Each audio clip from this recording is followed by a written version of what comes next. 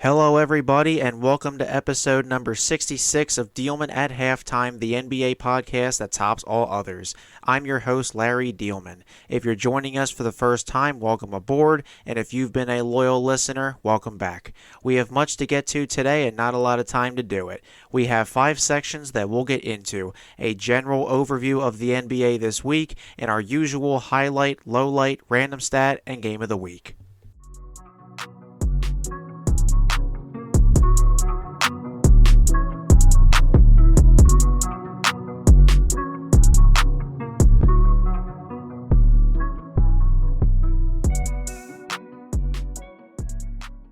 Let's get to our content for the week. A story that sent shockwaves in the NBA this season added a twist last week. The Dallas Mavericks won the NBA draft lottery and now will most likely draft freshman Duke forward Cooper Flagg. The Mavericks had a 1.8% chance to grab the top pick, but they beat out Utah, Washington, and Charlotte, who each had a 14% chance. If you think that's crazy, the Dallas Wings, the Mavericks' WNBA counterpart, also selected Paige Bueckers number 1 overall last month. Even at this point in time, no one completely understands the Luka Doncic-Anthony Davis trade. Doncic was the franchise cornerstone in Dallas, and the reports of why he was traded were mind-boggling. Now Flagg will pair with Davis and Kyrie Irving, the latter of whom won't play at the beginning of next season due to a torn ACL. Fans on social media are claiming the lottery was rigged. They claim that NBA Commissioner Adam Silver told the Mavericks to trade Doncic to LA to put the Lakers back on the map, and he would give them Flagg. I don't know about that, but wouldn't that be something? The 2025 draft is June 25th through 26th at Barclays Center in Brooklyn.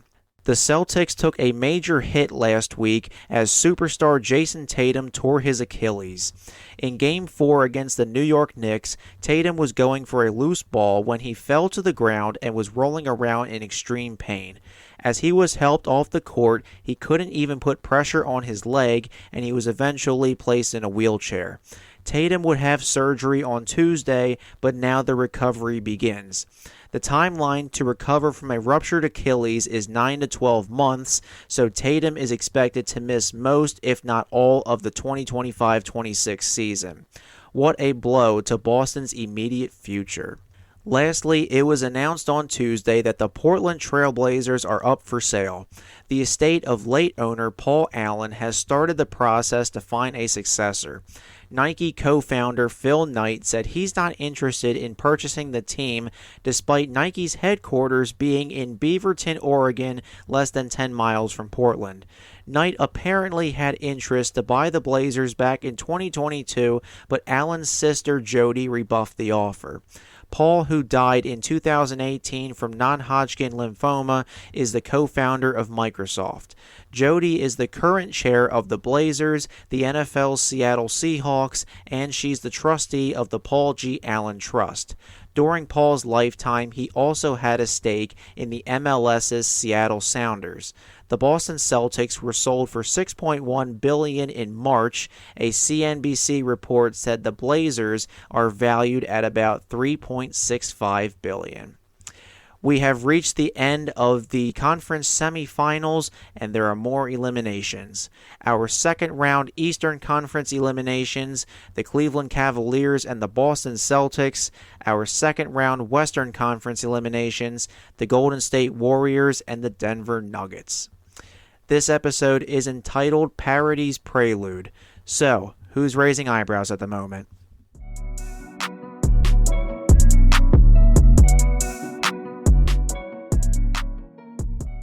Let's go to our highlight, the Minnesota Timberwolves.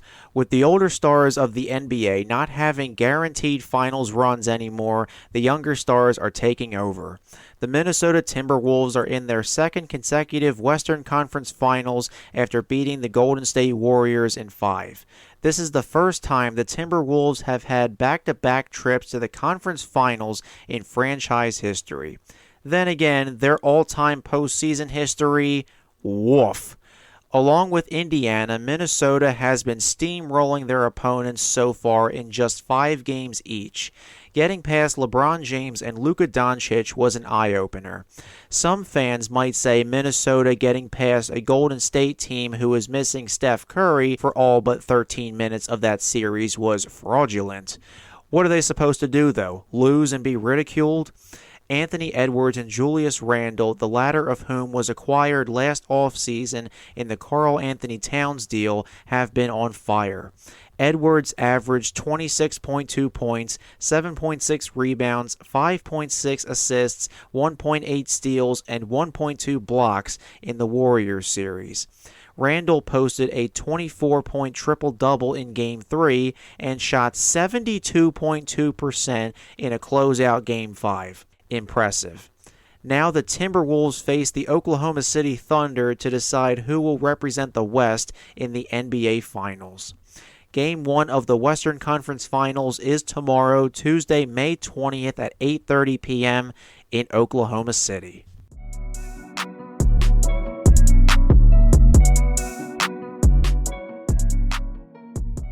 Let's go to our lowlight, the Boston Celtics. Every team that's eliminated in the playoffs has questions to address in the offseason. One team that might have more questions than answers, the Boston Celtics. No, I'm not kidding. The New York Knicks took out the Celtics in 6 games. Boston won the championship last season, so at least they got to raise banner number 18 back in October. In my playoff bracket, I had Boston repeating. Oops. As we said in the opener, the last straw was Jason Tatum tearing his Achilles in Game 4. Before Tatum's Achilles popped, he was dropping 25 points, 11.8 rebounds, 5.5 assists, 2.8 steals, and 1 block per game against the Knicks, including a 42-point performance in his final one. Even with Tatum's performances, it wasn't going to be enough. Boston couldn't hold on to double-digit leads for the entire series. They were chucking triples that weren't falling. Kristaps Porzingis hasn't been himself lately, and his inconsistency of being in and out of the lineup was frustrating. The Celtics said it's some kind of illness, and he was benched during Game 5 because he couldn't breathe. Boston has upcoming cap space issues, so this team might not look the same next year. As the Celtics look to navigate next season without Tatum, can Jaylen Brown be a top option on a contender?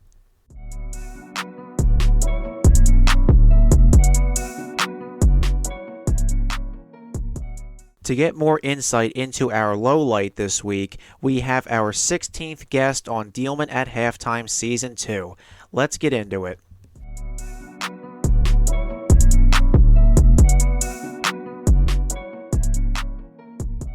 So for our 16th guest of Season 2 on the Diehlman at Halftime podcast, we welcome Eric Vincent. Eric is a Detroit Pistons beat reporter for Clutch Points. Previously, he was a contributor for Detroit Sports Nation. Eric is a 2010 graduate of Specs, which is the Specs Howard School of Media Arts. He has a degree in Arts, Entertainment, and Media Management. Eric, how are we doing today? Feeling good, man. I'm happy to be here. It's been a fun ride of NBA basketball. Excited to talk to you, man. Thanks for having me on. Appreciate you. It's all good, all good. Definitely some interesting basketball going on as we're nearing the end of the conference semifinals. So, Eric, I wanted to get your thoughts on the Boston Celtics. They are our low light for the week, and they are one loss away from being eliminated in the Eastern Conference semifinals. I don't think I was expecting to make that statement. I had the Celtics winning the whole thing, so definitely very odd. So my first question for you, it was confirmed that Jason Tatum has an Achilles tear. He's expected to miss most, if not all, of next season. How would you rank Tatum among the NBA's elite? He's an NBA champion, obviously, last year, 6-time All-Star, and a 3-time All-NBA first-team player. I feel like he's hated on a bunch. He's too corny. He's trying to be like Kobe. How would you rank Tatum among the elite? I'm a big Tatum fan. I definitely know the antics. I don't even want to call them antics, but a lot of his displayed emotion for Kobe and his revere for the game could, trigger quite the reception on social media. Like the whole texting him thing was kind of weird, but I like Tatum's game a lot. I definitely think he's underrated. Like a lot of people like putting him up with Luka for obvious reasons of their drafting and everything, but I don't know. I think he's right up there with him. Like I look at Tatum as a top 5 player. I kind of like the fact that he is a two-way player in comparison to a guy like Luka, who's just kind of an offensive dynamo. And I think, granted, I don't like the style of offense that Boston plays. We'll talk about that in a bit, I'm sure. But I think the way he's shown to be a three-level scorer has really expanded his game as a three-point shooter in terms of catch and shoot situations and in creating his own shot. Like, I just think he's very well routed in all of that. Now, granted, it's a lot of great players in the league right now. I picked him to win MVP a couple times. Obviously, he's fallen short of guys like Jokic and SGA, who will probably win this year. But I really do like Tatum's game. I think he does kind of get a bit of a bad rap. I think playing for Boston kind of adds to that, just the notion of the team. But I think he's a stud. I think he's a great player. I think he's just kind of tapping into his prime now, and I think there's still a chance for him to win MVP and possibly bring home another championship to Boston if they make the right pieces and change for the roster. Yeah, Tatum definitely up there among the NBA's elite. I'd say at worst, maybe 7 to 10, somewhere in there. He definitely is a go-to scorer. He can rebound, assist, he can play some defense. He's got those long arms, like he's a good wing player. Hmm. And like you said, probably gets hated on for playing for the Celtics, but definitely a great player overall. Obviously, somebody like Luka maybe isn't the best defensive player, but Tatum can definitely hold his ground every once in a while. It just sucks that now he's basically going to miss the entire 25-26 season, so we probably won't see him for a while. He did get the surgery, so right now it is the road to recovery and seeing him get back on the floor. So next, from watching the Celtics against the Knicks in this Eastern Conference semifinal series, they've blown three, not one, not two, three double-digit leads in 4 games to New York, including back-to-back 20-point leads at home. It seems their biggest strategy is just chucking threes and ignoring easier 2-point baskets. Is this team a clear example of the live by the three, die by the three philosophy, or have the triples just dried up at the wrong time? Because I'm watching them and I'm like screaming at the TV like, "Hello, there's an easier basket. Like, stop settling." Like, what are your thoughts? No, you're 100% spot on. Everybody can't be the Warriors. Like everybody can't be Steph, and you have more than enough athletes and players on that team that can do more than shoot three-pointers. Like if you want, Pritchard or Derek White to be your guys from behind the long line, I'm fine with that. Like those are shooters, like it makes sense. Porzingis doesn't have to be shooting threes every single time he touches the ball. Jaylen Brown, Jason Tatum, they shouldn't be lining up threes every single time they touch the ball. I remember when I was covering the Pistons game when they played them, I think the second time at home at LCA. Like, I think the second quarter, they were on record to break, I think, the record for like most threes like chucked up in the first half. They were lights out. They were knocking them all down. Like, they weren't missing, but the fact that they've carried that into the postseason is kind of crazy to me because, Grant, I understand that's work for you, and if the shot is there, cool. But it seems like at this point, like they're hunting it, and you have guys like I said, like Jaylen Brown can get to the cup, super athletic guy. He's got a little bit better with his ball handling. Tatum, obviously a three-level scorer. Like you can work with that and treat those guys as mid-range scorers, get to the paint, get to the free throw line of the opportunities if you can. Like leaning on the three as much as they have has been kind of disgusting, especially in postseason basketball where you need to kind of have some variety. And like I don't know, it just doesn't fit with the skill set and the players that they have. I just don't understand it. Like I talked to JB Biggerstaff about it a lot. He said he misses kind of the old school days where you can throw it to the big man, get a bucket on the block or have a different kind of variety of scoring. And it just seems like a lot of the games now are just really predicated on who can get hot from the long line the quickest and the most. So yeah, I personally don't love it, and I think it's a big reason why these big leads have been blown,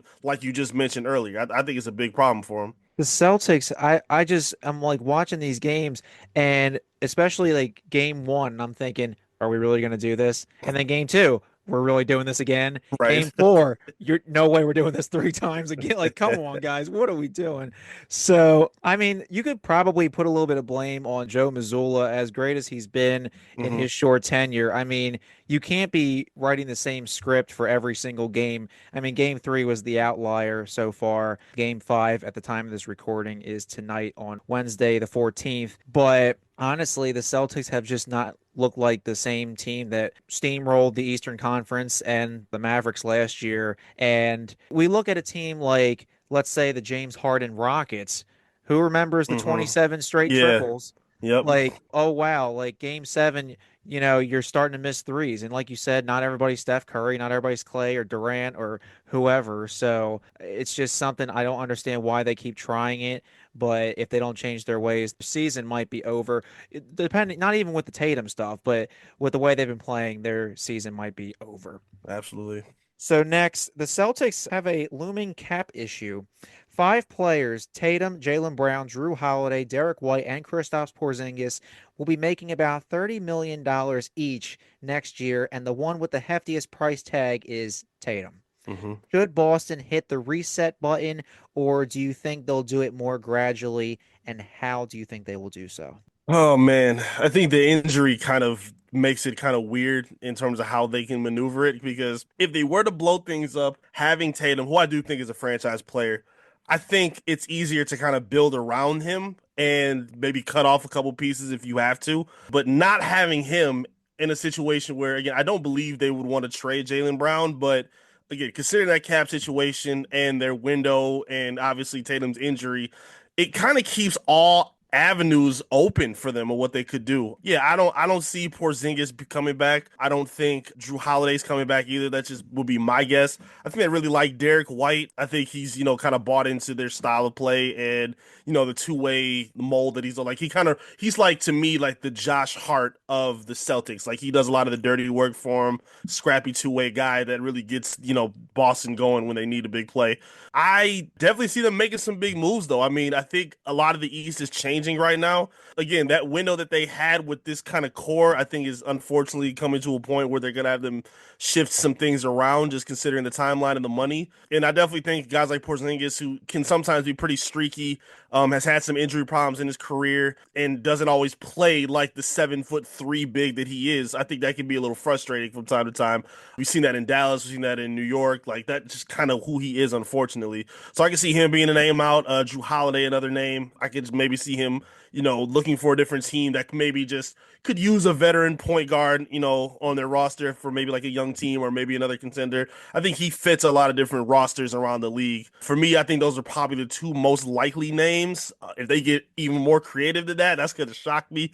But I think those would be probably the two most likely if I were to take a guess as a basketball watcher. Yeah, I mean, if I'm Brad Stevens, I mean, Jaylen Brown, he's not going anywhere. Tatum, Right. obviously, hell no. Hmm. Derek White, like you said, the Josh Hart mold, so he's been great for them. He was just knocking down triples in game four, and I'm like, all right, I think Steph Curry showed up tonight. So that was definitely cool to watch. But I think Porzingis and Holiday, like you said, Porzingis, it's like he's so good when he's available because Right. he's had injury histories and as good as a guy like Al Horford, who, remember, he's older than his head coach, by the way. That's crazy. So, yeah. So, with a guy like Al Horford, who's like pushing 40 years old almost, I think he's going to be like 39 or whatever. The man is still starting on a contender because Porzingis, it'd be Porzingis. Horford be coming off the bench, but he just keeps getting reps. So, like, how much longer can they put old ass Al Horford in the starting lineup? So, I think Porzingis, they might as well just cut ties with him. Holiday, like you said, maybe send to a younger team, which is interesting because I think they just gave him that contract extension recently, but a lot of pieces that they could work with. Obviously, Peyton Pritchard was sixth man of the year. They have shooters off the bench, but they might have to get creative because that payroll's looking pretty damn ugly. So to wrap things up, with Boston's playoff hopes all but diminished, how good do you expect them to be next year given the roster as it is now? So I mean, we just talked about the cap space issue. Obviously, Tatum is out for the count. So what do you expect them to be? I expect them to be at least like they're not going below 500. Like stop it. Like I Right. think they can be 500. The Celtics, they're always good. Jaylen Brown will get them somewhere, but what are you looking at in terms of maybe how good they can be? Yeah, I'm not, kicking the bucket on them yet. I still think there's plenty of talent on that team. I think Mazzulla's done a really good job in his leadership role, and Stevens has always been very active enough as a GM to find the right pieces to bring in the guys and the pieces that they need for that team. I can see them kind of hovering around that five, like maybe like kind of where the Pistons were this year, like kind of just above 500, hovering around the 6, maybe 5 seed.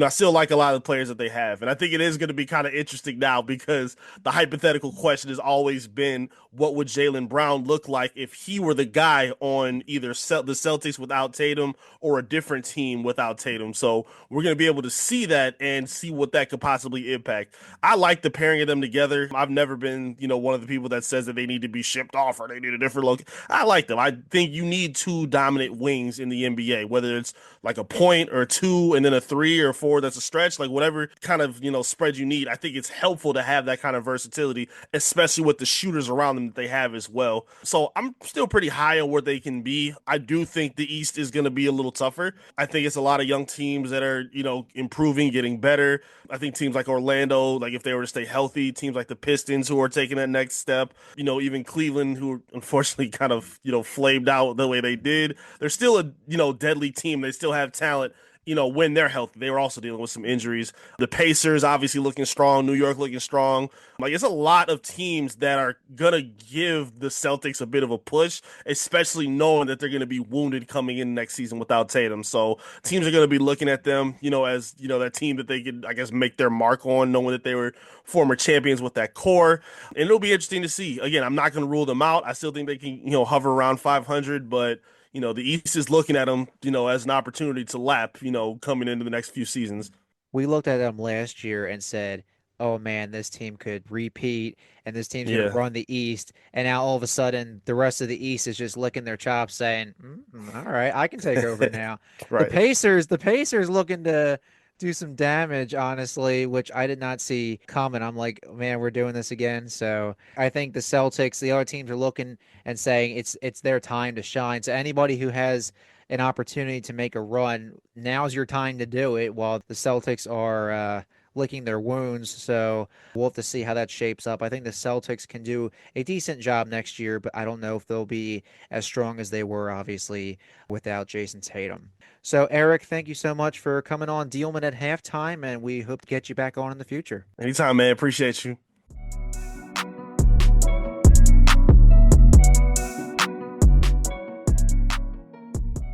Let's head over to our random stat. With Boston continuing the trend of champions proceeding to bow out in the conference semifinals the following year, one thing is now confirmed. One of the 4 remaining teams will make history by winning the title next month. Obviously, we'll have a new champion as opposed to back-to-back for the 7th year in a row. But this year could be special.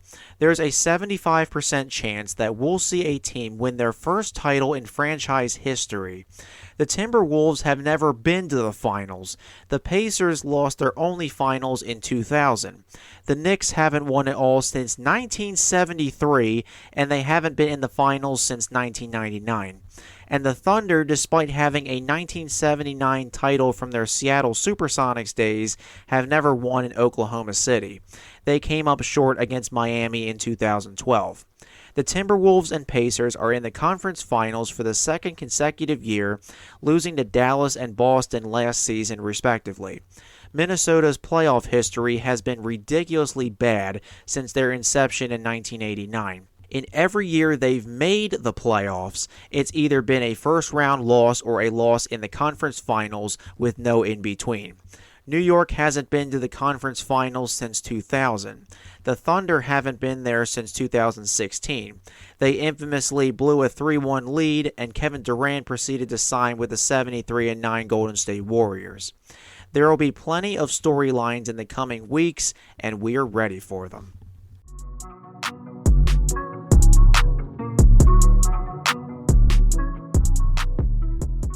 Finally, let's go to Game of the Week. For this week's Game of the Week, we're going to do the Minnesota Timberwolves at Oklahoma City Thunder. This game is tomorrow, Tuesday, May 20th at 8:30 p.m., and it's Game 1 of the Western Conference Finals. We already mentioned how the Timberwolves are coming off series wins versus the Lakers and Warriors. The Thunder sent the Memphis Grizzlies packing in 4 games in the first round, and they defeated the Denver Nuggets in a thrilling 7-game matchup in the conference semifinals. This series could honestly be a toss-up. Oklahoma City has the depth, and Shai Gilgeous-Alexander has shown why he should be MVP. but Minnesota has been on a roll. Anthony Edwards and Julius Randle will battle it out against Gilgeous-Alexander, Chet Holmgren, and Jalen Williams. Two of the NBA's top coaches will be on display too. Mark Daigneault for the Thunder and Chris Finch for the Timberwolves. I'm siding with the Thunder to set the tone in Game 1, 120-107.